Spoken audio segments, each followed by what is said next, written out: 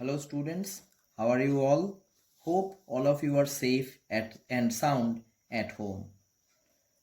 I hope the last video was helpful in understanding the explained topics.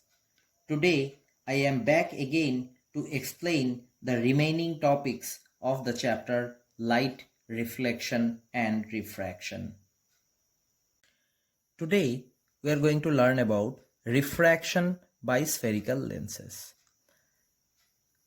A piece of glass or other transparent material with curved sides for concentrating or dispersing rays of light is called a lens.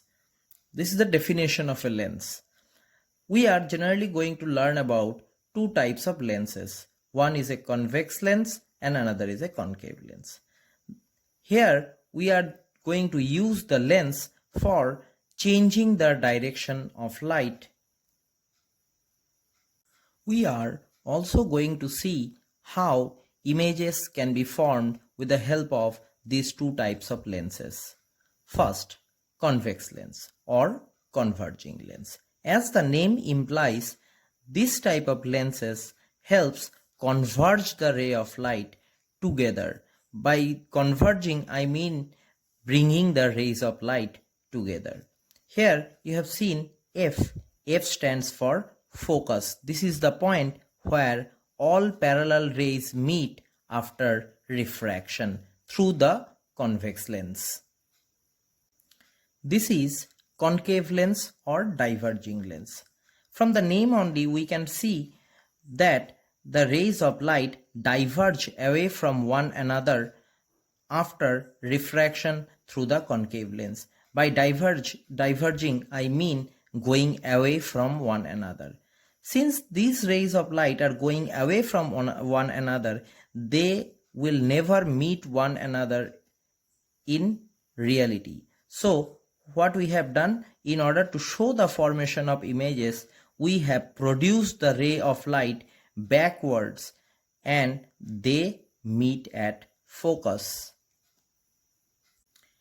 Now let us see how images are formed with the help of a ray diagram. Here I have taken a convex lens. First of all, AB, this is the object. Object must always be placed above the principal axis in an upright position. Here we have taken two rays of light to show the formation of image. The first ray of light comes out of the tip of the object and after refraction it moves through the focus.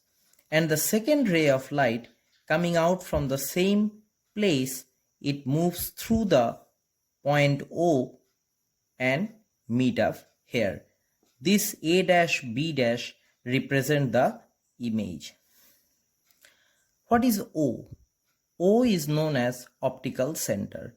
This is the point in a lens through which a ray of light passes undeviated. By undeviated, I mean the ray of light passes through this point without changing any direction. Do refer to book page number 180 and 181 for all the ray diagrams related to lens. Now let us see what are the other informations that we can gather from this diagram.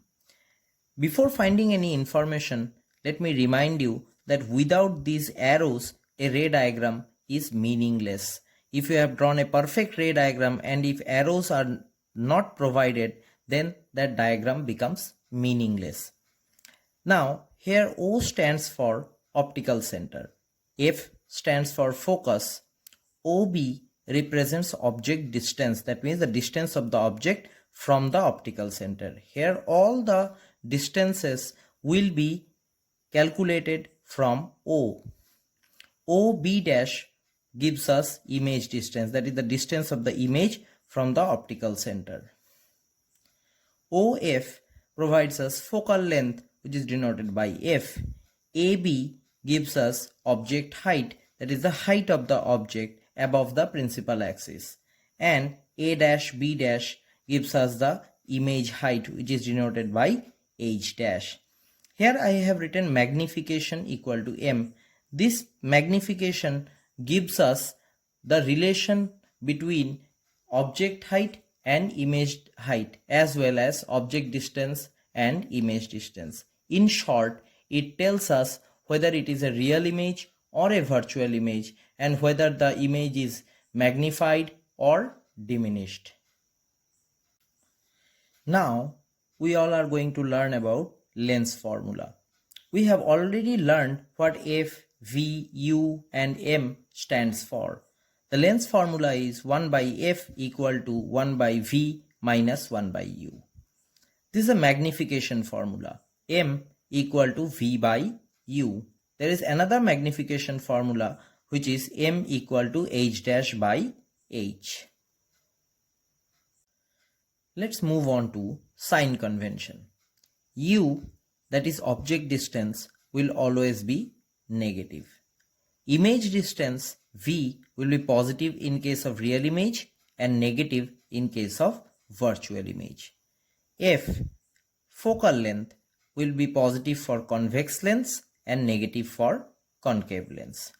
Object height h will always be positive.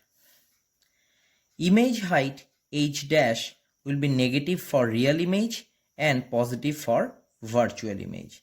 And magnification will be negative for real image and positive for virtual image. Pause the video if you require it so that you can write it down in your copy, which will be helpful for you in doing the numericals. Now, I am going to start the last topic of this chapter, power of a lens. Power of a lens is defined as the reciprocal of its focal length. It is denoted by P. P equal to 1 by F. In bracket I have written in meter. That means first of all we are going to convert the focal length into meter, then we are going to find the reciprocal of it. That will provide us the value of P. Its unit is diopter, which is denoted by capital D. Actually, power of a lens tells us about the converging or diverging capacity of a lens. If two or more lenses are placed in contact, their combined power will be P equal to P1 plus P2 plus ... That means if we know the power of the lenses which are placed side by side, we can find their combined power with the help of this formula. That means we simply have to add the powers which will tell us about their combined power. So, we have reached the end of today's explanation. I hope this video, along with the others, will help you in understanding the chapter Light, Reflection and Refraction in a better way. Next week, I will be back with the explanation of another chapter. Until then, take care.